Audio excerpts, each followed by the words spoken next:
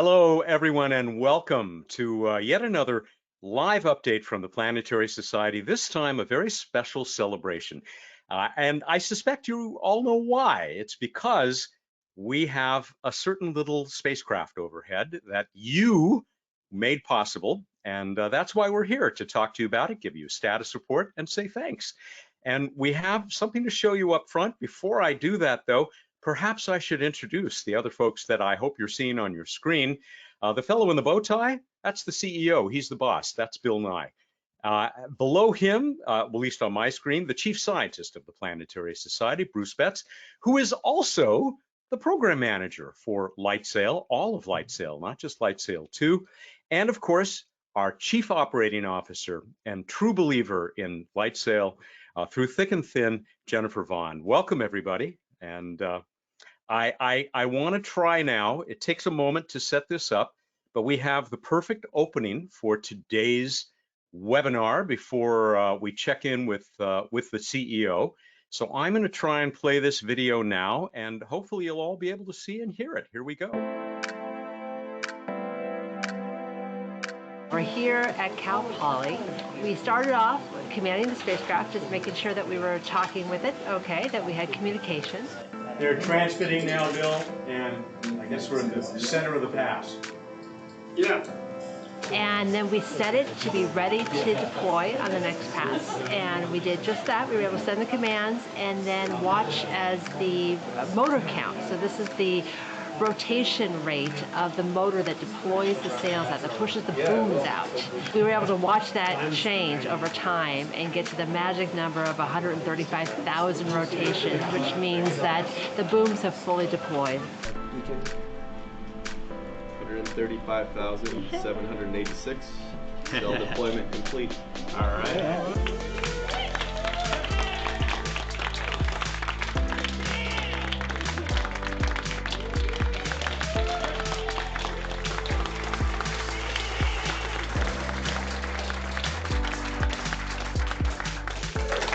Nicely done, you guys. Congratulations to everyone. That is fantastic. Every milestone like this, I feel so much lighter. This has been a challenge from the beginning to where we are now. We still have challenges ahead as well. But every time we're able to deliver on a milestone, deliver to the expectations of our members and our supporters out there, it feels so good. It's exhilarating.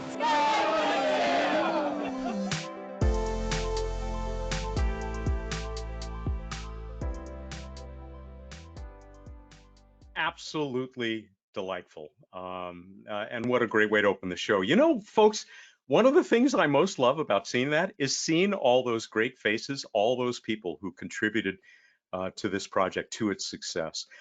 Bill, take it away.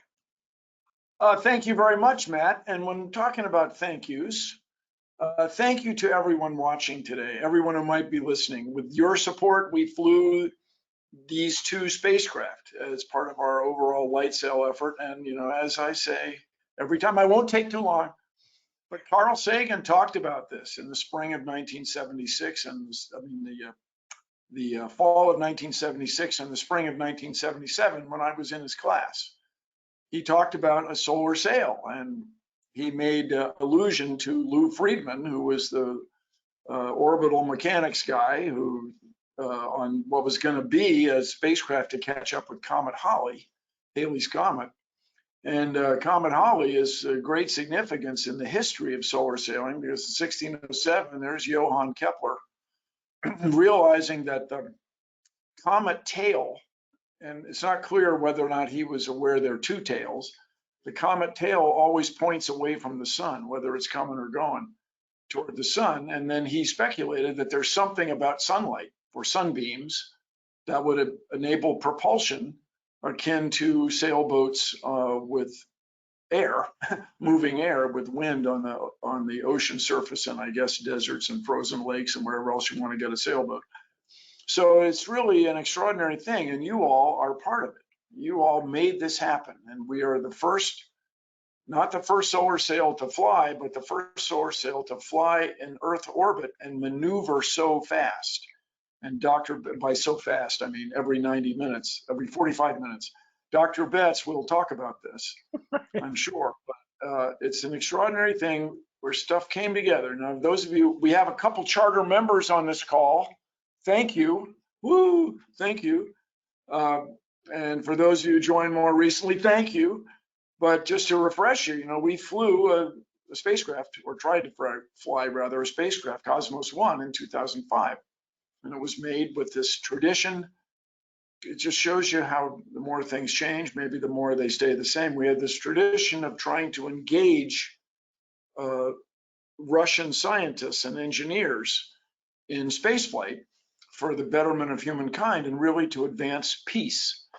And we tried flying it on a Russian rocket, ended up in the Barents Sea. It never got in orbit. I was in the old headquarters here in Pasadena. We're all gathered around like families around the Marconi radio in the late 1800s or something, and the thing never got back in touch with us. But we rekindled the effort with the help of you and some extraordinary donors, and we got the thing flying, and we got a chance to get a ride to a not especially high orbit in 2014. Should we do it? Yeah.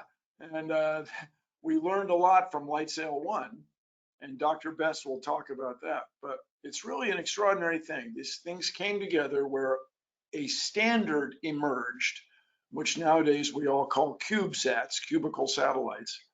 And so LightSail 2, LightSail 1 are in a box this big, literally smaller than a loaf of bread. And when I say literally, I mean literally. The thing is smaller than a loaf of bread, and it deployed bigger than my office where I'm sitting. Tom Kemp, one of our donors, makes these cool models, and it gives you an idea of how big the thing is. And it's on orbit, and we proved that you could add orbital energy using nothing but sunlight. And this will influence space exploration for the next 100 years, everybody. People will be using solar photons to maneuver spacecraft for decades to come. And Dr. Betts may talk about this also. The solar sailing community is a small one. When you go to the International Solar Sail Symposium, everybody, all 50 of us know each other, and hi, good to see you again. And so you all will be part of advancing space science with solar sailing for decades. So thank you all again. I can go on and on, but did I say thank you? I think I said that. So back to you, Matt. And let's go to Bruce. Bruce, I hope everybody saw that very sophisticated demonstration of LightSail changing its attitude. But I think you have more to tell us about what LightSail 2 is up to right now, and where's it going other than round and round? I should say this was actually a sped up version. LightSail rotates 90 degrees when we're in solar sailing mode twice per orbit, and it takes 2 or 3 minutes to do the 90-degree turn. But then it spends 40 minutes or so flying in an orientation either facing the sun or away from the sun. That's enough of that. Oh, by the way, thank you. That's good. I'm glad you. And in the background here, everybody, we have our LightSail Above program running, which just fills me with joy all the time. And when you're not watching this webinar, I presume you have the Solar Sail dashboard app open on your phone and just watch it on orbit above the Earth. It's great. I'll tell you where you can find that on our website in just a little bit. Little teaser there. Can you see my slides? The all-important technical question. Sure can. All right. This is the blackness of space. But my real point to start out with, you should appreciate, and Bill mentioned it, but this spacecraft, these 2 spacecraft and the whole LightSail program was funded solely by members and donors, 50,000 of them contributing to this. So it's an amazing effort in that respect. Here are some of them at the launch of LightSail 2 in 2019. So I, adding to Bill and everyone else, say thank you. Good night. Wait, not good night. All right, so I'm just going to do the quick review. Probably most of you, if you've called into this, know this stuff, but let's review. There's the comet, like what Johannes Kepler saw in the 1600s. So light weirdly carries energy and momentum that can be transferred. Light is pushing on you right now, assuming you're not sitting in a very dark room, but even then you're probably watching the screen, and that's not important right now. But on Earth, it's really, really tiny and overwhelmed by other things, but not in space, where you have a vacuum or a near vacuum. Comet dust tails, Bill pretty much covered this. The white tail in that picture, the dust tail, is pushed out by the solar pressure, radiation pressure of photons. So if you're wondering, the blue tail, the ion tail, is an effect of the solar wind. Ions and streaming out from the sun. So solar sails use solar radiation pressure, the push of light. This little tiny push, but it's a constant push, so it just keeps doing stuff. Note, despite the confusing terminology, solar sailing does not use the solar wind. It is a much smaller effect than the photons themselves. All right, why would you do a solar sail in a nutshell? No fuel. You can just keep going until something breaks. You get a small push, but it's a constant push. You're constantly accelerating. So you can do weird things like non-Keplerian orbits, which is you can station keep. You can hang out in places in the solar system and stay there by balancing forces and not have to use up fuel. And conceptually, someday when we figure out how to make them even bigger and faster and more efficient, you can get high speeds leaving the solar system. All right, let's go dive into LightSail. But I also, stepping back for a moment before we get to the status update, first, well, you might as well check out the camera pictures from our two cameras on board. We have two fisheye cameras facing almost opposite directions, and that's the deployment of LightSail that we're celebrating. The 3-year anniversary is tomorrow. Our program goals: demonstrate controlled cubesat solar sail propulsion, and we achieved this early in the mission, and we've added to it and become more efficient at it since then. We demonstrated that even in a small spacecraft, shoving this boxing ring sized mylar sail into a tiny little piece of loaf of bread sized nodule, that you could actually deploy that and control it and change your orbit. But yeah, but we're the Planetary Society, so we want to do a couple other things. We wanted to raise public, that's you, that's the world, and technical profile of solar sailing, and we've achieved that quite successfully. And in fact, the head of NASA mission flying a solar sail in the future says this is one of our contributions because it was a proof of concept. Always demonstrates more than just saying it'll work, but we actually showed it would work, and they're using a small spacecraft as well to do solar sailing. We'll mention that in a little bit. Excite and engage the public. We're the Planetary Society. Get excited, get involved. Yeah, we did that. We're doing that. Share results with missions, tech, community, public. So we're doing that through webinars. We've published technical papers and peer-reviewed journals. We've given presentations at conferences. And all of these, we are doing more and more as we approach the end of the flight part of the mission. All right, 3 years ago was sail deployment, and you saw us on the ground. The following are two pseudo videos putting together pictures that were taken every 10 to 30 seconds from the two cameras, and the two sequences get a little out of sync after the first time through, but it gives you the idea. Deployment took about 3 minutes, and this will show it to you in a few seconds.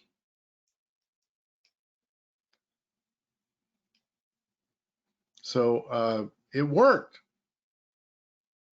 Status summary, and we'll come back to this glorious picture a little bit later in the second part of my talk, where we'll look at pretty pictures. But for now, let's review. LightSail 2, here's your status update for now and the last year. It's still working, and this may not seem like a big deal, but it's a big deal. This is a small spacecraft on what for space exploration is a very small budget with a small team. There's just a lot of small. And the fact that it's still working 3 years in when really it was only designed for a much shorter period of time. It's pretty amazing and pretty exciting for us. Continues to provide engineering data. It puts out a beacon, a telemetry beacon, so it sends a little blip of temperatures and voltages and orientations and spin and blah, blah, blah, blah, blah. Cool stuff that we use all the time to debug problems. It's sending that every 7 seconds, and then we can downlink more detailed data, giving us better coverage. And then it's delivering what I call stunning images, but then I'm biased. I'm kind of the de facto camera guy. So No, like they're objectively stunning. Oh, okay, thank you. We have a ruling from the judge. Thank you. In the last year, there have been no major component failures with time. So we had some things not work right early in the mission, and we spent a lot of time scrambling to adapt to those things. But nothing has gone wrong that we're aware of, and I think we'd be aware of it in the last year. There's been very little change in the sails. So this is interesting because the sail varied in the first several months of the mission. And it developed a lot more of what Bill loves to call crinkles and wrinkles. So a nice smooth mylar, you can even see it in this image, became crinkly as the atomic oxygen and other nasties in that space environment gnawed away at the mylar, but it's pretty much stayed very similar since then. It also, early in the mission, was moving more than it is now. Now it moves a little bit, but nothing systematic. And then we've had some intermittent comms issues. Dr. What? Betts, billowing, like blowing in the wind kind of thing? When you say movement. Yeah, well, I mean, the answer is definitely blowing in the wind, but the answer I will give you is that it isn't. Yeah, it's kind of a billowing, but I think what happened is what happens is it's probably thermal, the changes we see now. So the booms heat up and cool down, and they stretch and they contract as we go 45 minutes in the sun. Well, actually more in the sunlight and 20 or 30 minutes in the eclipse. It's probably thermal, and so it's just it's small variations at the moment. Early in the mission, it went from being farther out to kind of appearing to contract some, probably due to the sail tension loosening as the sail degraded some. And then our next topic, and what I'll talk mostly about, is our significant drop in altitude, which was not a surprise that it's happening. We always knew this was a mission launched to an altitude where, despite seeming like the vacuum of space at 720 kilometers altitude, there's actually stuff up there. There are molecules, atoms, ions, things that are running into the sail, and we have a big sail causing a lot of drag compared to our small mass. So eventually we would not be able to overcome the drag and it would pull us down. But let's learn more about that. Yes, that's right. Yeah, the good, the bad, and the ugly of orbital altitude in the last year. And for those who don't understand my silly references, they're to the classic terrible movie, The Good, the Bad, and the Ugly. So first, let's talk the good. The really good, this is from the last year, was last northern summer, May through August, very approximately, where we really nailed, and after lots of improvements over time, we did our best sailing of the entire mission.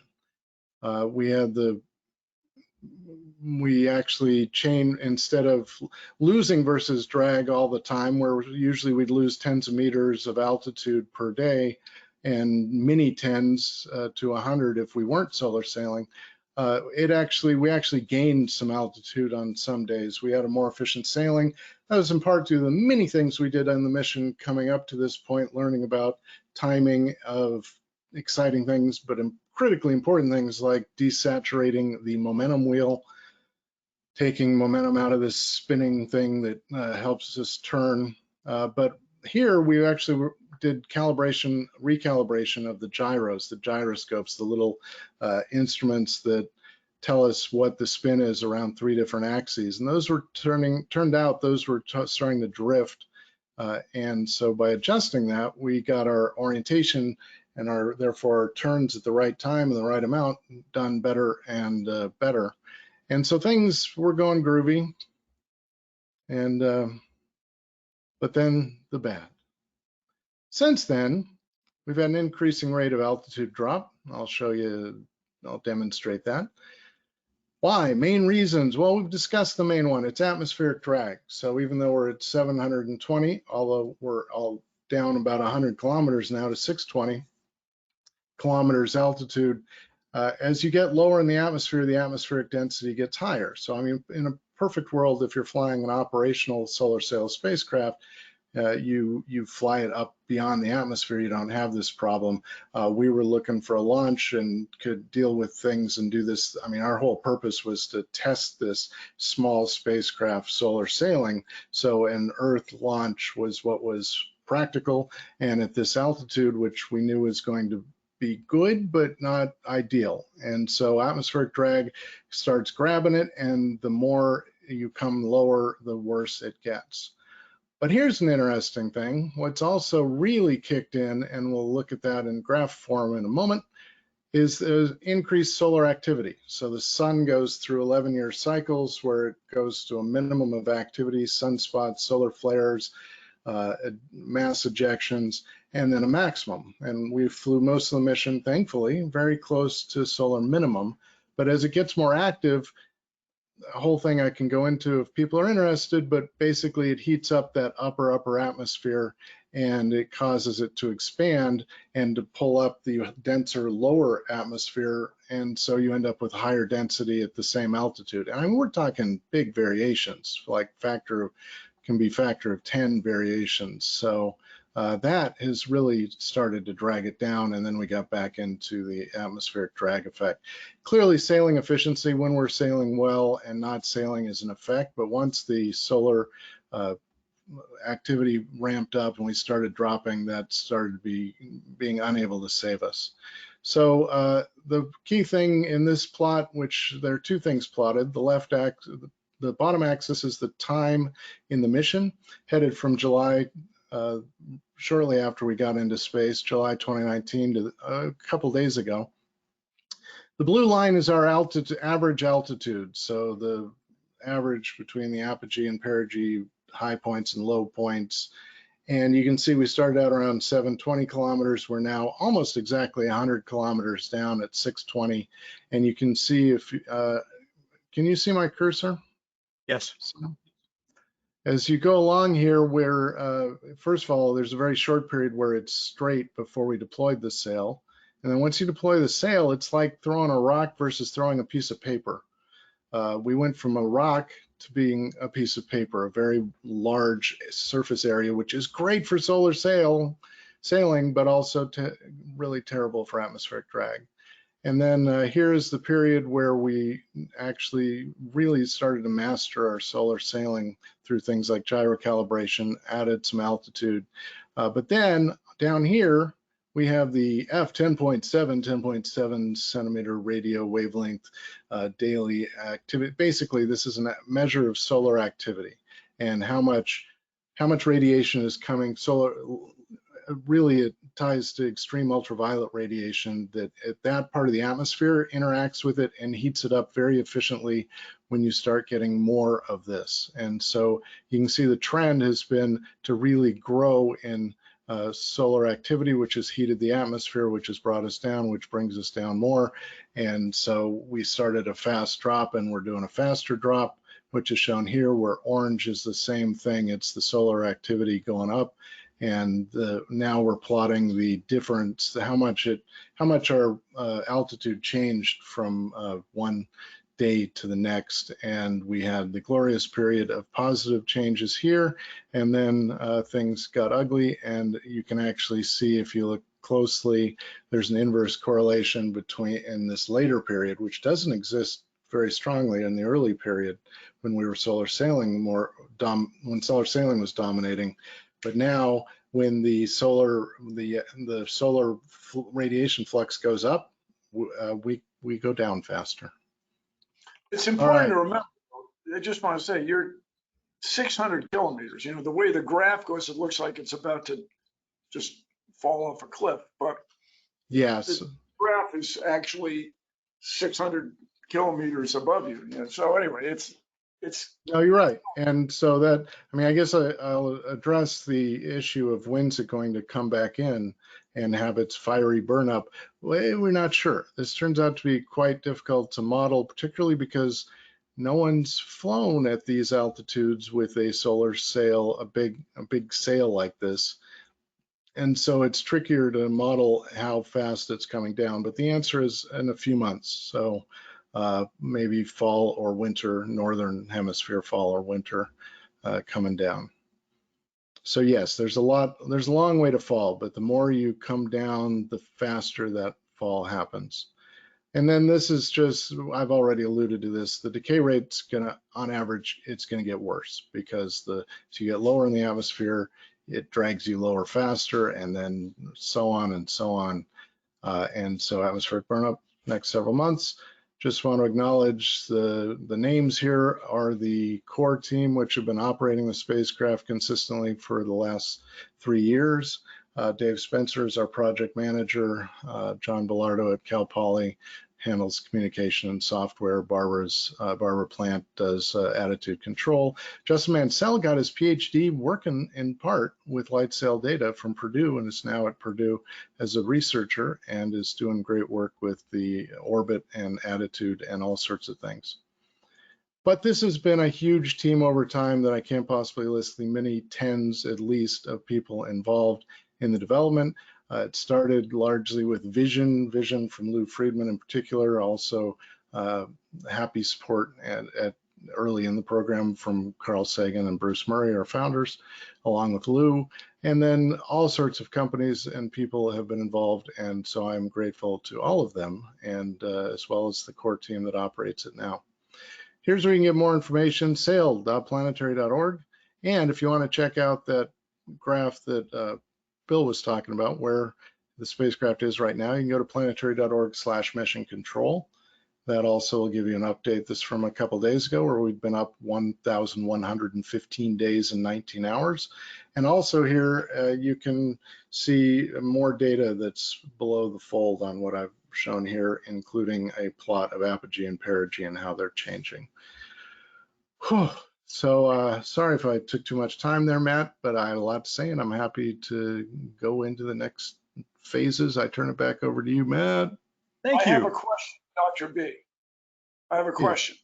We have a folded boom, right? Have you Yes. given that any more thought?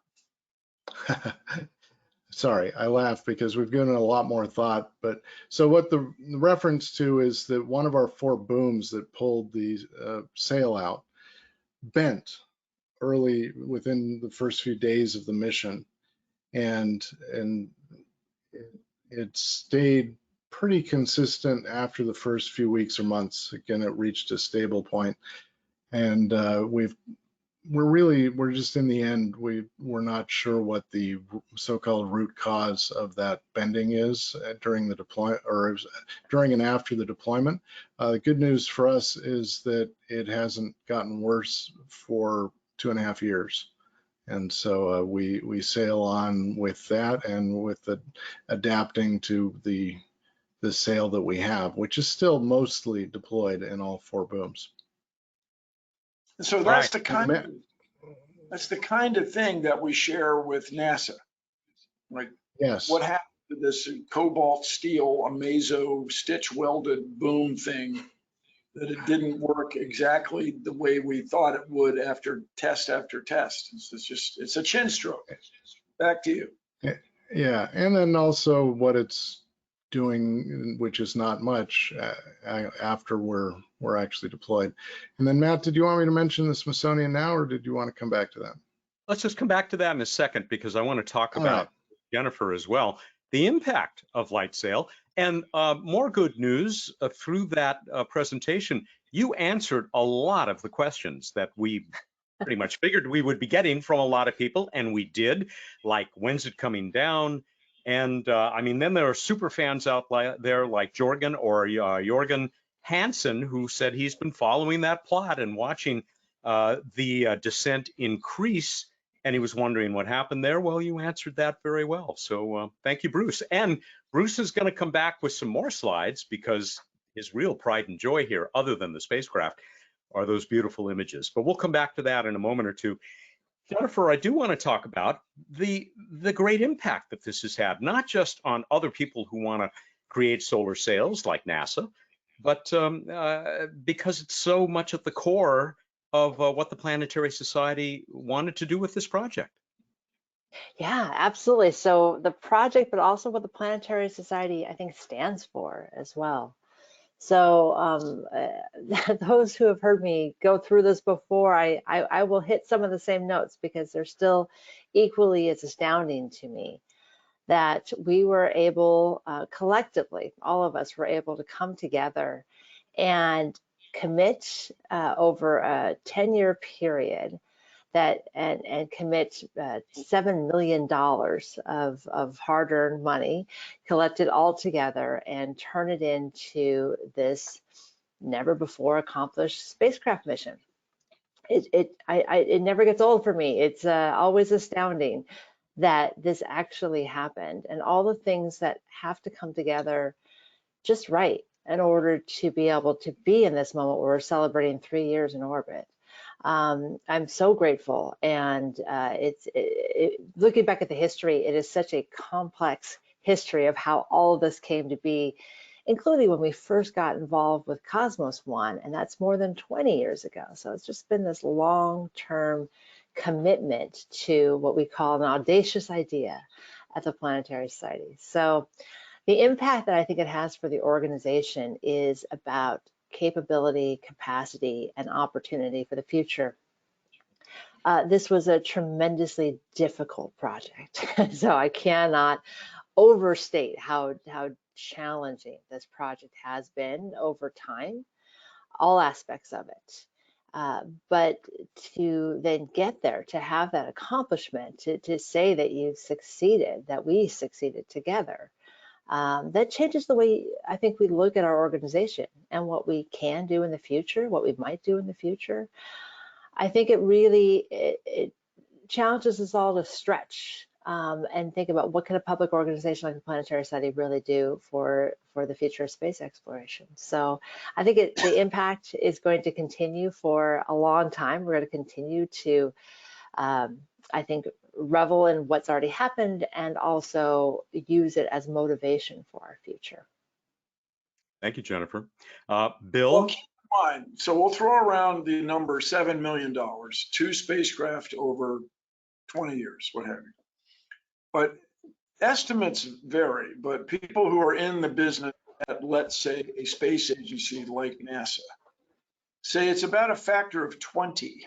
If you were to do it, if a government space agency were going to do it, it would cost about 20 times as much, $140 million, something like that, to do this. And as Dr. Betts pointed out, there are a lot of compromises. The big one being we don't have ground stations monitoring it continuously. And then when things go wrong, there's a lot fewer people, not go wrong, when challenges present themselves, there's a lot fewer people to do troubleshooting. But thanks to your support, 7 million was enough to fly 2 spacecraft and advance space science and exploration. Space is hard, especially when you're a relatively small nonprofit with a shoestring budget, but it happened. Thank you, folks. Bill, this is one celebration. You led another celebration not long ago in Washington. Tell us about that. And we have an image that Bruce can bring up. So everybody, we have had this idea. People have talked about this for decades, flying a solar sail.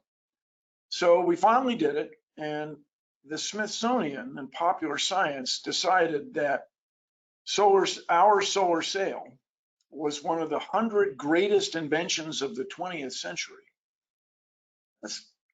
That's cool. That's remarkable. And so at the Smithsonian, they have right now they have a futures exhibit, which includes all sorts of software-driven displays. I would call them sculptures, works of art, and the technology that may advance underground subway systems. And we have a display, a quarter-size scale model of LightSail 2. So we had several dozen people meet outside the castle, the Arts and Industries building, which is one of the two, to me, iconic red brick buildings that are the Smithsonian's first buildings based on this large architectural plan. And you guys, for me, understand, I grew up in Washington. I grew up in the city limits of Washington, D.C. And I used to go to the Smithsonian all the time. It was early childcare. Parents would just drop you off there and you'd come back later in the day. Washington was a small town and you'd meet them later, take the bus home quite often. And so to have this display in this building not only got to me as your fearless leader, but also as a native Washingtonian. It meant a citizen of the U.S. It means a great deal to me. By the way, you guys, what does it cost to go into the Smithsonian, any of the Smithsonian buildings? What does it cost? It's free because it's agreed to be a worthy use of the U.S.'s intellect and treasure. And so there's a picture of us in front of the display in the Futures exhibit. And you can get a sense of the age of this building. You can see the balcony there.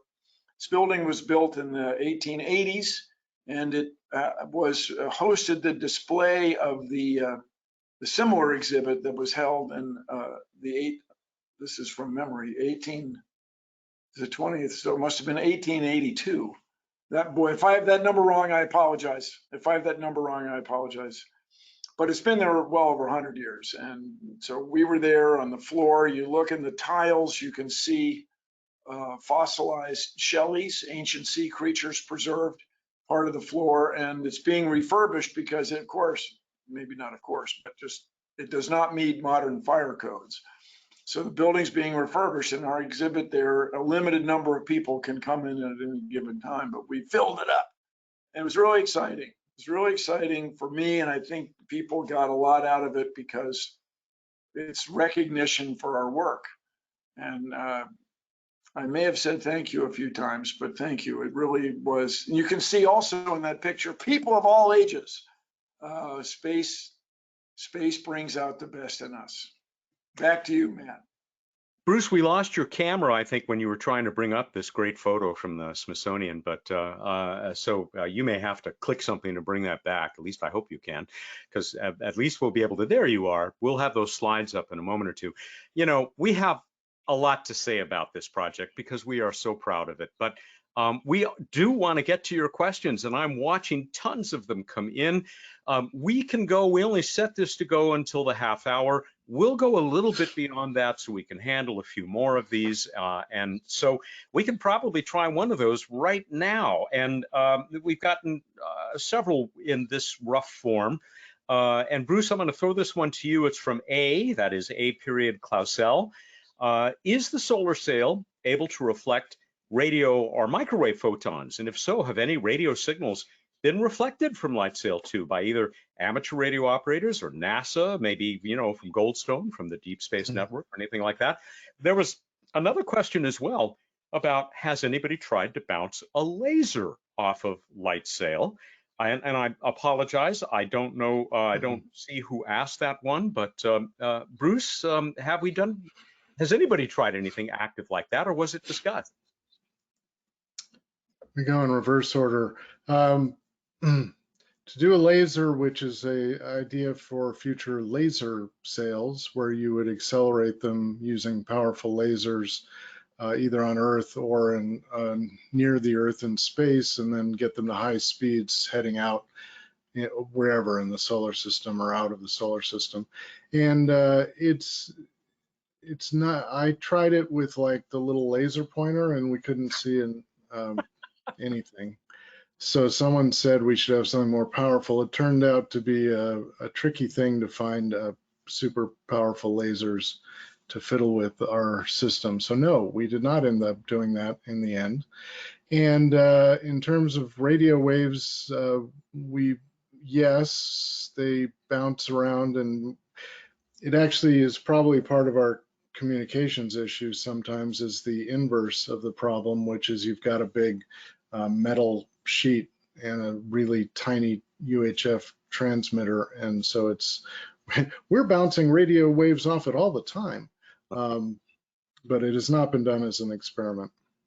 Plus, the radar is used to find its altitude, right? So. Yes, so the altitude in the orbit is tracked all the time by the Space Force, U.S. Space Force, and that's where we actually get our regular updates on the orbit, the orbital change. Everything I showed you were plots from their radar tracking of all sorts of stuff up there, but among that is LightSail. So along the slide, everybody, just coincidentally, the booms that we were referring to earlier, the metal hold the sail out things, were manufactured at Kirtland Air Force Base in Albuquerque. And I visited there, and they took me into this big observatory that they have with the dome and all that stuff. And they said, oh yeah, Bill, you can't take any pictures in here. Okay. Anyway, understand if you want to bounce a laser off of LightSail 2, the thing is going across the sky like this. And so the laser's got to go like that. And it's this very, very difficult thing. They, I'm sure, can do it. They burned a hole in a coin, a metal coin for me with their laser, the certain capabilities there. Please say you were holding the coin at the time. They didn't ask. I'm sure many people wanted me to do that, hold it like this. That's what they wanted, but they wouldn't let me. Anyway, oh, good. We're glad they didn't. 21st century William Tell. It's a cool idea, bounce a laser off our spacecraft, but it would be technically difficult, and it might be objectively expensive, and so it's never been done. It is not. And people get tense when you shoot high-powered lasers into near spacecraft in space. I should mention one other thing. There were lasers that were attempted, lower power lasers that were attempted to be shot at this early in the mission from a laser ranging stations that do their own tracking, and we were trying to get an orbit more precise right off the bat or earlier than this Air Force at the time could provide that. But it turned out due to it was a problem where you didn't know exactly where the spacecraft was, so you were trying to figure out the orbit by shooting a laser at it, but you didn't know where it was. And so we ended up not getting reflections. We actually have corner cubes, little tiny corner cubes on the spacecraft that were put on LightSail 2 to give that a try, but it ended up not panning out. Good shot. So-called corner reflectors, right? Yeah. Yeah. Here's one from Alan Aylward. And it's another one that we have seen a lot. Is there, or was there ever, maybe I should say, enough propulsion from the sun on the sail that it might have been possible to very slowly spiral it right out of Earth's gravity well to achieve escape velocity, basically? No. Okay, we'll move on. No. Let me give you a better answer, because what we did see and what I showed you in the plots is we did increase the orbit slightly a few times, but being able to do that consistently with the limitations of our spacecraft and the amount of atmospheric stuff at those altitudes, with the solar activity ramping up, so even if we'd gone a little bit higher, it still would have been dragged down. So without the atmosphere, yeah, that's totally plausible. But with the atmosphere, even what's up at 700 kilometers, it wasn't plausible for our spacecraft. We are getting not just a lot of questions from all of you out there, but a lot of thanks as well. So, of course, you are not just welcome. Should we say it again? You made it happen, so thank you. But listen, it has been a joy to be a part of all of this. Here's another one. What powers the electronics on LightSail and those little spinning wheels? This came from James Matheson. I don't think we've actually talked about it, but Bruce, what's the power source? Solar panels. So little tiny solar cells that are all over every place we could put them on the spacecraft. So, wait. There it is. So here's our another brilliant Tom Kemp model of the spacecraft when it full size, by the way. This is 1-to-1 scale. Our spacecraft is not made of cardboard, however, but other than that, it's a really good model for showing things like the panels and the sail inside. But all of these blue rectangles represent the solar cells on the spacecraft. And when we open this to deploy the sails, they're on the inside as well.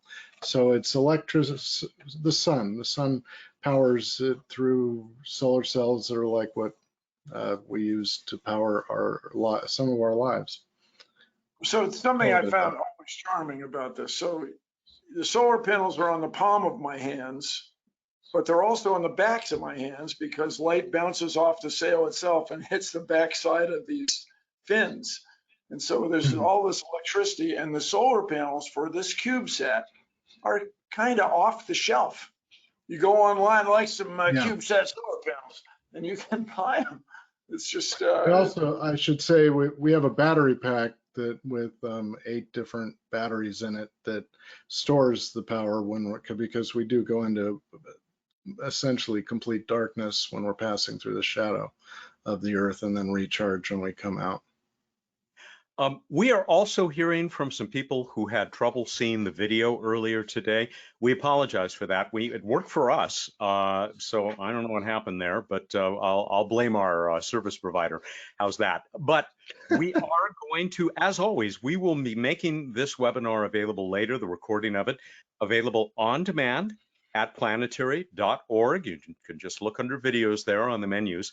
It might take a few hours, maybe even a day, to get this up on the site. It will also be on our YouTube channel, so you can certainly check this out there. And we're also hearing from tons of people who couldn't join us live. So I don't need to say hello to you, but I will say hello because maybe you're watching this after the fact. Here's another one. I can't resist this. Bruce? I was going to say we can also put a direct link somewhere, like in the planetary.org/live description of this program if we want to, and I think we do. We can put a direct link to the video as well. We also have the extended wonderful documentary about the LightSail project, which you should check out as well on our website and the YouTube channel. All of this put together by our brilliant video producer, Merck, much of it. Here's another one I can't resist. Sorry, everybody, but it's a second great question from A. Clausel. He says, in light, no pun intended, of the JWST event, how about micrometeoroid impacts? Can or have any been detected on LightSail? Not definitively. It turns out when you have a really shiny thing and you're trying to interpret with wrinkles and crinkles and you're trying to figure out what's a hole and what's a shadow, it's harder than I would have guessed. But we do seem to have probably 1 or 2 holes that may be from that, or maybe, but also they could be from degradation of the sail material itself. So it's a big I don't know, but there's no big obvious anything. An interesting thing that people have brought up many times, there is a ripstop feature in this material. There's a grid molded in about a centimeter. There's a centimeter on a side. Yeah,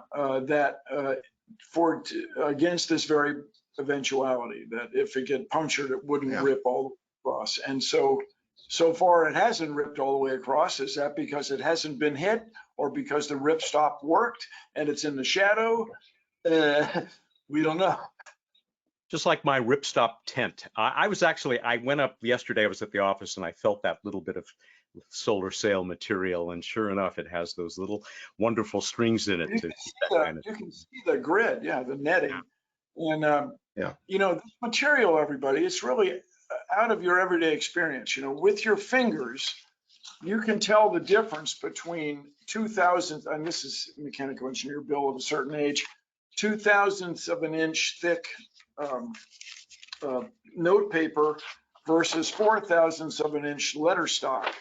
You can feel it. And so this stuff is much thinner than human hair. My hair, being brown, is probably around 50 thousandths.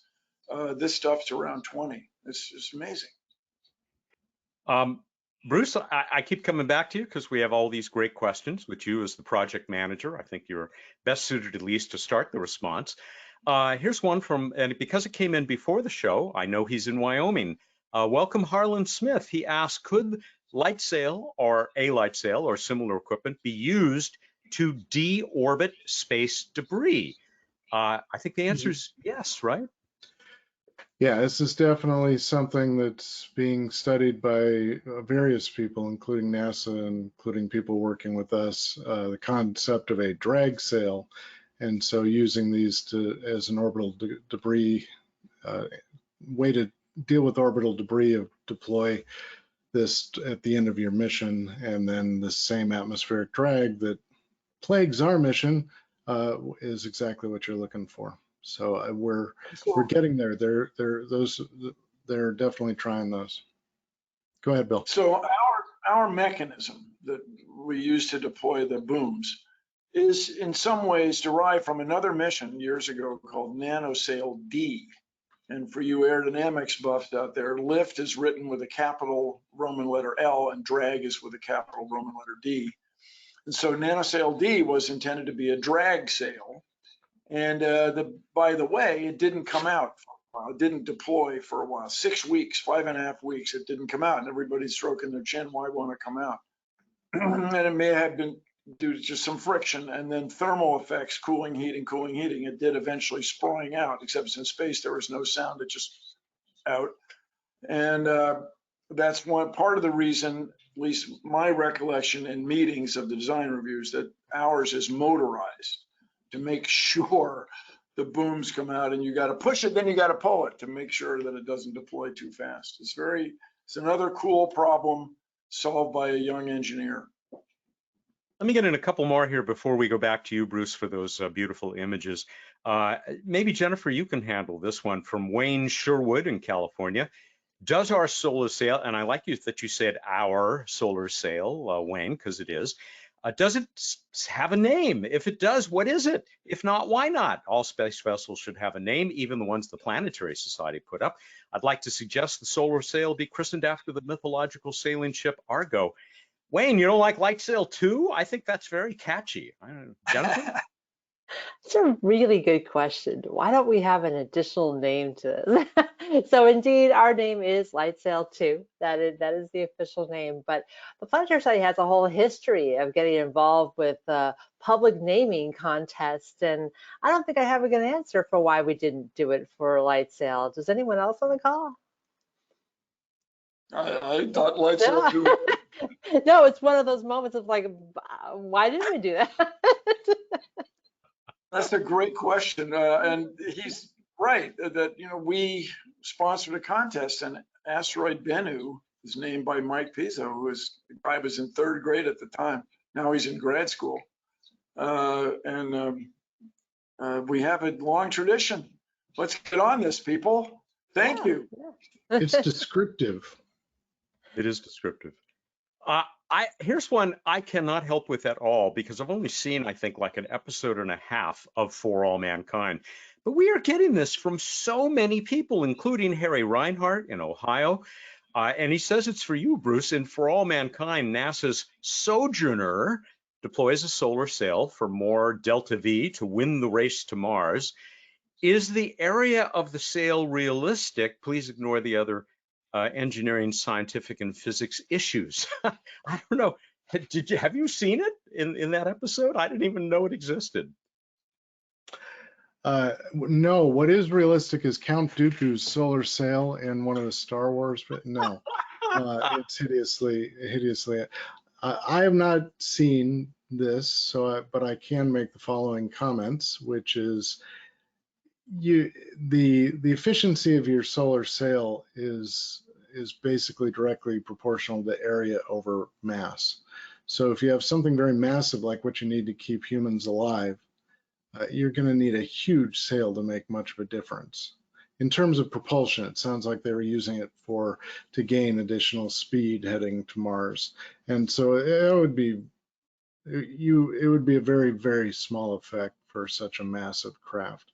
Now they do employ and think about photon pressure, not solar sails, so to speak, but kinda, on spacecraft. So I believe even the gateway that's planned to be near the moon that will have humans visiting it, I believe, and I could be wrong because I'm behind on their designs, has basically a fin, something that allows them to use solar pressure to make small adjustments in orientation of the craft as opposed to propulsion, so to speak.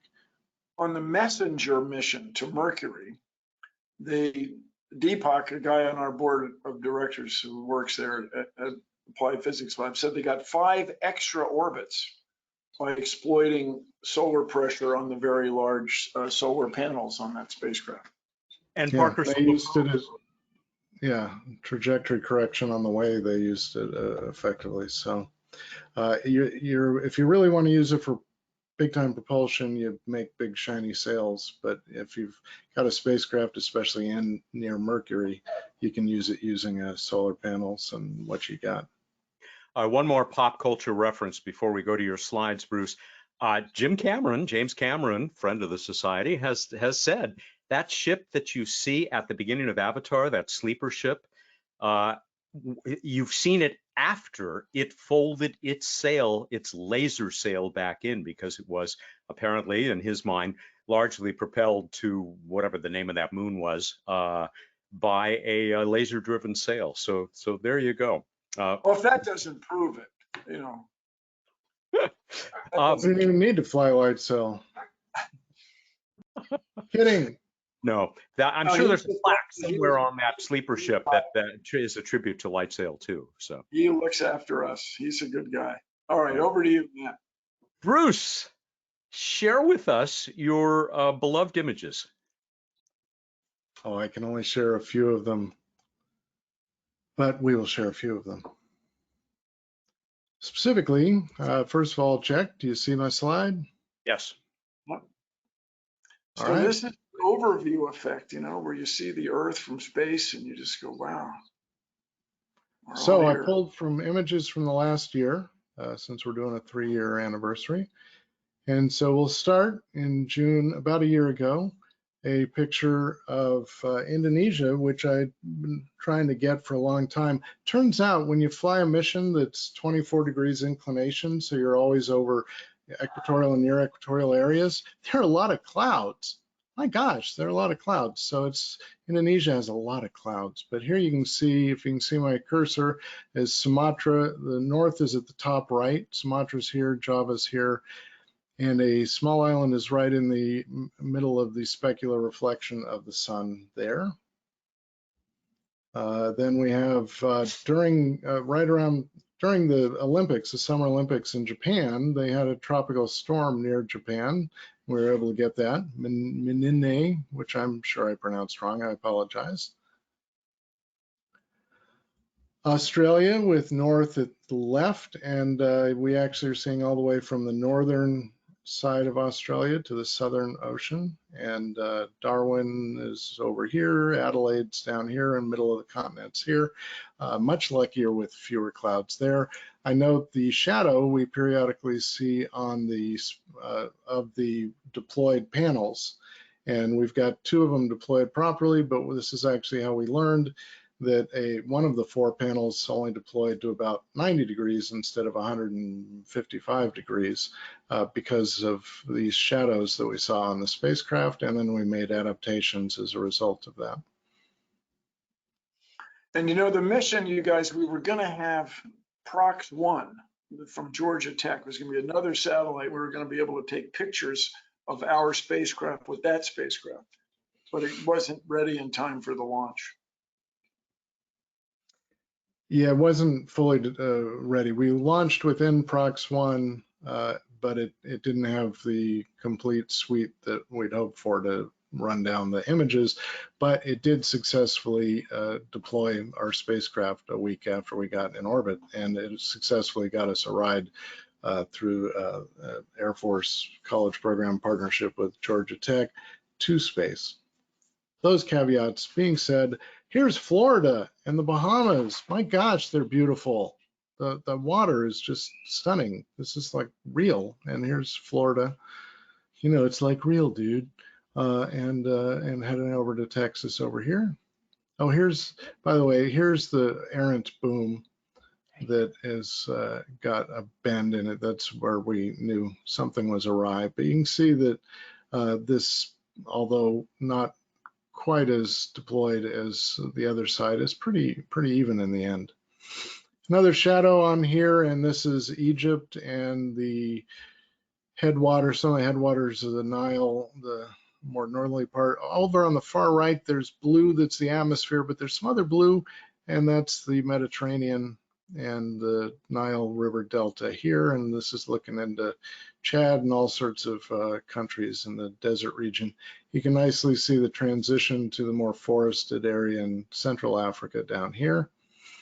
And by the way, you can also see our sail, which is, there are two reasons we have these cameras. One is pretty pictures because they excite not just me, but a lot of people about space exploration, which is part of what the Planetary Society does, but it also allows us to do engineering studies, which we're doing, which basically assessing the sail and how it's holding up, how the mylar-based material is holding up, and it is being degraded some, but as I said, not that much recently. There is a lot of atomic oxygen at this particular altitude, which turns out to not be friends with mylar. Here we have, so we took this picture and then 2 minutes later took this picture. And so you can get some idea of our travels, because here's the Nile and going up to the Mediterranean. The Red Sea is here.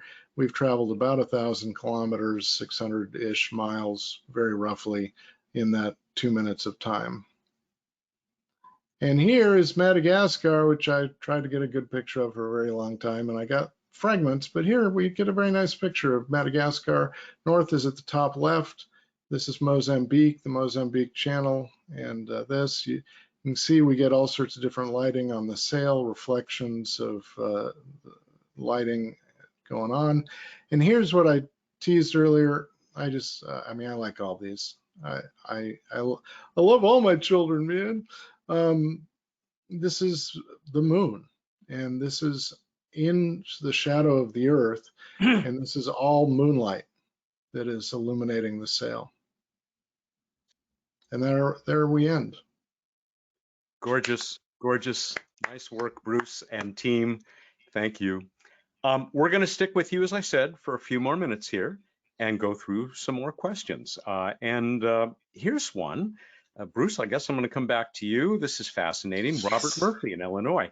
Since the launch, have there been material discoveries or ideas for using new or different materials that might increase speed or efficiency in the sail or otherwise? Yeah, Bill, I know the respect you have for materials science, but Bruce, didn't you just go to a conference that had to do with some interesting materials?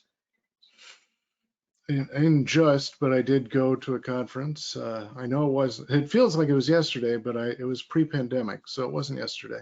Oh, wow.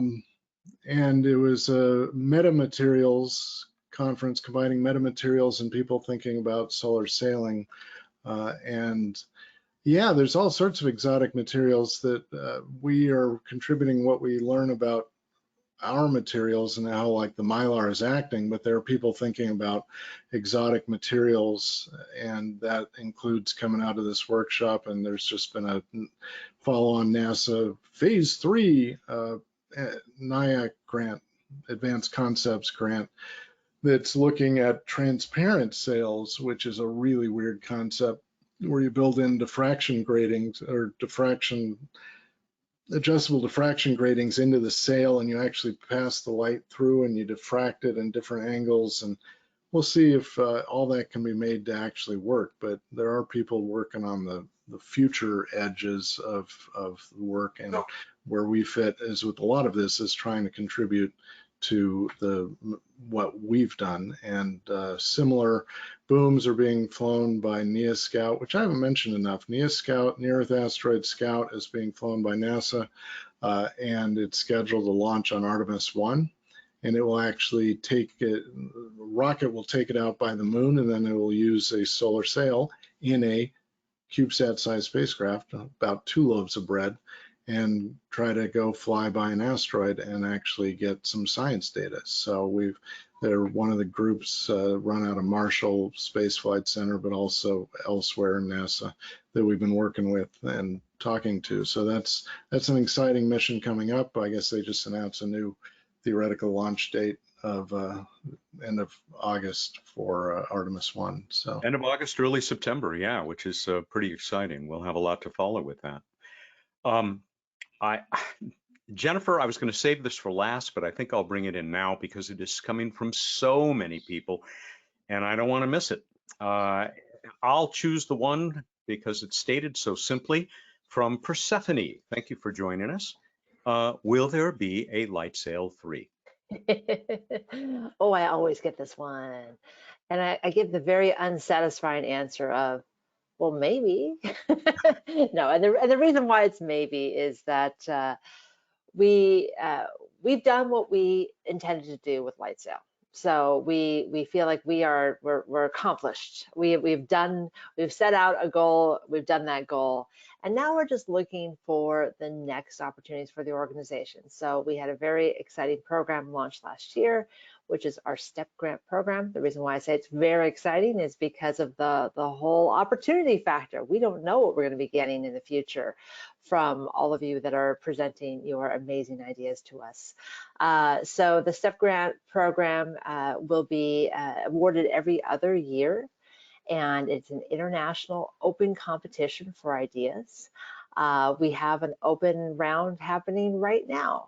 And while the initial commitment is going to be relatively small, so these aren't huge $7 million projects right now. Our idea is that we might be finding some projects that along the way, maybe we get something started, it develops into something more, just the way the LightSail did. So LightSail didn't come out fully formed. It was one opportunity led to another opportunity, led to another opportunity, and even something like a rocket failure led to new opportunities for us. So it grew over time, and so we are very open-minded, looking at the most exciting projects that we as a collective community can come together and support and kickstart and advance. And we might end up with something that's solar sail related. We might not. It's too soon to tell. And before I cut that off and hand it back to you, Matt, I want to give Bruce just a moment because this is his program, and I just may have represented it, I don't know, inaccurately. How'd that go, Bruce? no, it's good. I'll make a note, not about the STEP program, then about STEP, which is that what we've done with our technology development projects that we've been doing since the beginning of the society is very often trying to kickstart, before there was Kickstarter, use our crowdfunding before there was the word crowdfunding, to jumpstart, to provide seed funding. And that's what we've done on a grandest scale ever with LightSail. So no matter what we do and no matter how generous people are, it is unlikely we're going to be able to go move to NASA level missions or ESA level missions. So being able to kickstart those things and show, look, hey, this is cool and it works and you can do it in a small spacecraft and you can control it, and hey, we'll share whatever we can with you. That's a big achievement, I think, and really what we're after. And to take those next steps will be a lot harder to really go beyond both figuratively and literally. But the STEP program, I love the STEP program, Science and Technology Empowered by the Public, is a competitive proposal process, and we ran our first. We have a couple great projects. You can learn about them on our website that we've selected from that, and we have a new call for pre-proposals that are due August 17th, and we're looking for ideas that are credible, but significant and that can operate on the funding level we're looking for. So anyway, if you're interested, check it out, but the call for proposals is very specific on what all you can propose and what we're looking for. But we're excited about the program. It's an exciting new way to pull in things that we didn't even know existed and find them and fund them. And 2 awards already made. We won't go into detail on those here, but you can learn all about them at planetary.org. And we also talked about the STEP and talked to the recipients of these STEP grants on a recent Planetary Radio with Bruce and those grantees. And you can check it out there as well. They're very, very cool projects. This may or may not, Planetary.org/STEP grants. thank you. This may or may not be our last question, I guess, depending on how it's answered. It comes from Tim Lynch. Bill has already mentioned how Carl Sagan got him interested in solar sails and their capabilities. He says, what about the rest of you? Jennifer, what first got you excited about this? Lou Friedman. Ah. So I've been with the organization for a very long time now. And so in many ways, I feel like I've just grown up with the concept of solar sailing, because this was something that Lou Friedman had been involved with before he was a founder of the organization. He was my boss for the first 10 or 15 years of my time here. And of course, we had an active project for most of the time that I've been here at the Society. So it's just been a part of my life now. But it is absolutely what Lou has brought to this organization. Again, as I mentioned earlier, things don't necessarily, big projects like this don't come to us already fully formed. It's because of connections and good ideas and ways to get your feet in a little bit, and then a little bit more and a little bit more. And that's really what Lou did with solar sailing, where he kept the idea alive throughout, and the concept of something that the organization might be able to make a big contribution to solar sailing.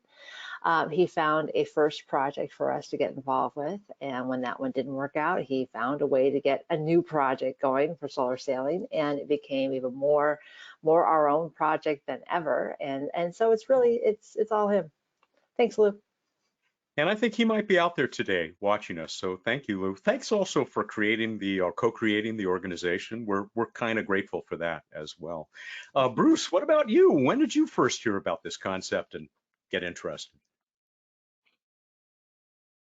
I have no memory of when I first heard about it. I was fascinated by mylar balloons. That's really where and aluminum foil. So I'm excited to be involved with solar sailing. No, but seriously, folks, I was aware of the concept, but it was coming to the Planetary Society and Lou and the existing projects that turned me on to the idea and learning more and more about it over time. So remember when I said I couldn't find again who asked the question about had we shown a laser on LightSail? Victor Tancredi says, it was me. Well, okay, Victor, thank you. Credit where credit is due. Let's do one more. And Bruce, I'll start with you for this. From Athena Gibbons in Arizona, what would it take to orbit indefinitely or move to a higher orbit? I mean, can you imagine a sail that would be capable of this? Yeah, sure. But it's going to be a technological challenge. You're going to need a bigger sail. We're going to need a bigger sail, or you're going to need a smaller mass. I mean, that's the key. And also, if you invest more, you can also get fancier detectors to figure out your exact orientation more, and so you can make it more efficient. But really, the answer is launch to a higher orbit. Have the money to pay your huge sums of money to get to a higher orbit or to get out beyond Earth. Really, we're doing this as a demonstration in Earth orbit because we can, but it's to demonstrate a technique that can be used to explore throughout at least the inner solar system, if not heading further out. So one of the things people have talked about for a long time is a pole sitter. Pole sitter was a fad, sailing flagpoles, but that term's been embraced, where you'd be above, let's say, Earth's North Pole, and you'd use sunlight to keep station there. And that would kind of be indefinite. But once again, to Dr. Betts's point, you need to be able to get much, much higher than we have with LightSail. And that's still chemical rockets to get you there. We are well beyond the time we had allotted for today. So we're going to wrap things up. Thank you to all of you who joined us today and participated. Thank you to everybody who submitted a question or your wonderful comments, your praise for this project. And and for the other work that we do. We have records of all of these. Thank you very much. They are all noted. They are all read.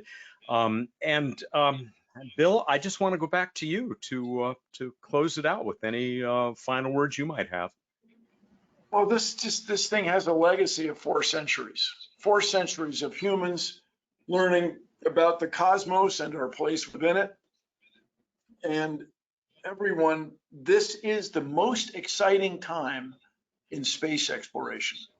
JWST, the plans to go back to the moon, the plans to sample asteroids using a solar sail to get out there to them. This is even a more exciting time if you look at the biggest picture than it was during the Apollo era. And so you and I are part of this. We're part of this most exciting time in space exploration. And I reflect on the following thing quite often. All 4 of my grandparents were born in the 19th century. When they were born, no one knew there was relativity. No one really knew there were neutrinos. No one had speculated at all that there is dark energy and dark matter, or something that manifests itself to our detectors as those 2 phenomena.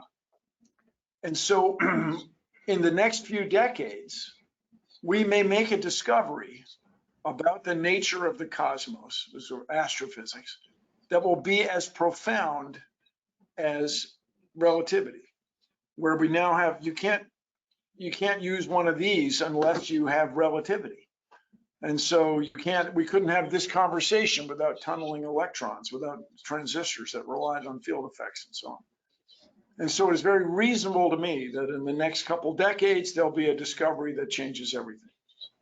Speaking of which, if we were to discover life on another world, which is another one of the Planetary Society's big goals, if we were to discover evidence of life on Mars, of fossilized pond scum, as I like to say, or stranger still, in the icy slush near the equator of Mars, something still alive, or in the next few years, something under the ice on Europa with the Europa Clipper mission, and then following the Dragonfly out farther. These things will change the world. It will change the way each of us feels about being a living thing in the cosmos. And you all, and LightSail 2 are part of it. So once again, thank you. Let's change the worlds. Thank you, everyone. Thank you, panelists. Panelists, don't forget that you have to exit the webinar as well. Otherwise, people are going to keep staring at you for a while. And if you want them to do that, feel free.